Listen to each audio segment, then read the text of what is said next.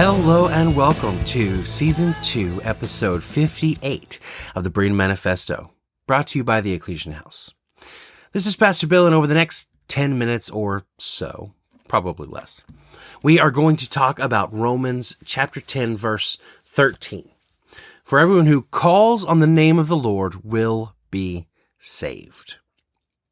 I see this scripture being touted a lot, and most of the evangelical movement's teaching of to be saved, all you have to do is repeat this prayer, seems to come from teaching surrounding this verse.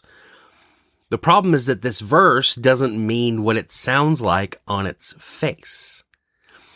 When we consider Matthew chapter 17, verses 21 through 23, that says, "Not everyone who says to me, 'Lord, Lord,' will enter the kingdom of heaven, but only the one who does the will of my Father in heaven.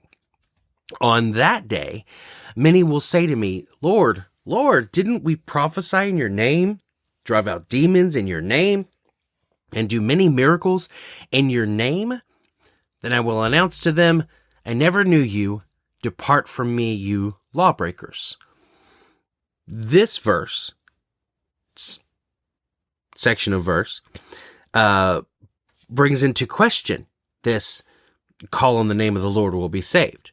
Because in context here, this happens at the judgment, so the time for salvation is past, but how in the world did they prophesy in his name, drive out demons in his name, and do miracles in his name without ever calling on his name?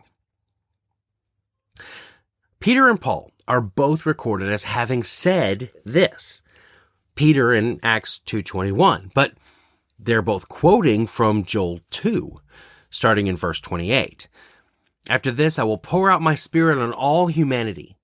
Then your sons and your daughters will prophesy, your old men will have dreams, and your young men will see visions. I will even pour out my spirit on the male and female slaves in those days. I will display wonders in the heavens and on the earth, blood, fire, and columns of smoke. The sun will be turned to darkness and the moon to blood before the great and terrible day of the Lord comes. Then everyone who calls on the name of the Lord will be saved. For there will be an escape for those on Mount Zion and in Jerusalem, as the Lord promised, among the survivors the Lord calls." They're quoting that, except that, tricksy as they are, they've both changed one word to completely change the message. Joel, who they're quoting, is prophesying about the Messiah setting up his kingdom on earth, and says that in that time, anyone who calls out to the Messiah will be saved.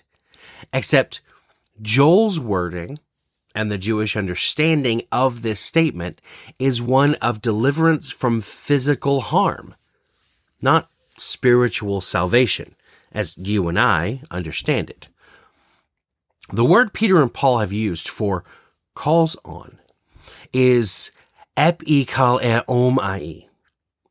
It is to entitle, by implication to invoke for aid, to invoke in worship, to invoke a testimony, to invoke decision. It's appeal to, call on, call upon, or surname. So it can be translated as call on or call upon.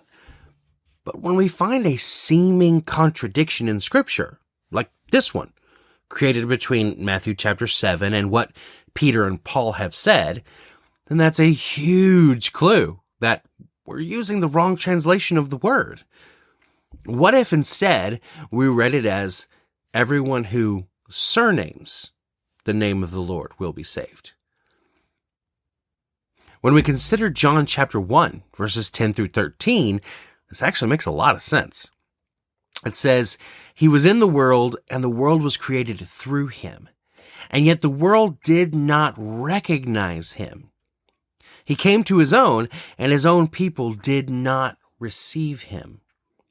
But to all who did receive him, he gave them the right to be the children of God, to those who believe in his name, who were born not of natural descent or of the will of flesh or of the will of man, but of God.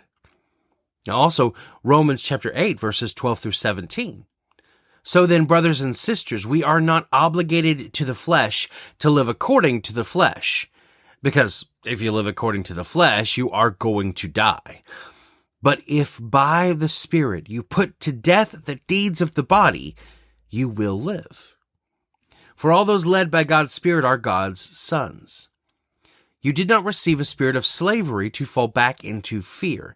Instead, you received the spirit of adoption, by whom we cry out, Abba, Father. The Spirit himself testifies together with our spirit that we are God's children. And if children, also heirs, heirs of God and co-heirs with Christ. If indeed we suffer with him, so that we may also be glorified with him.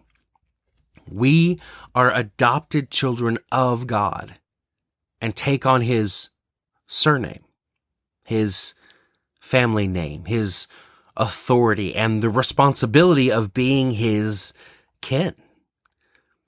Now, despite all of this, when we go back up to verse 9 of chapter 10 of Romans, we read, if you confess with your mouth Jesus is Lord, and believe in your heart that God raised him from the dead, you will be saved. It's a fine line, this, and there it is, to believe.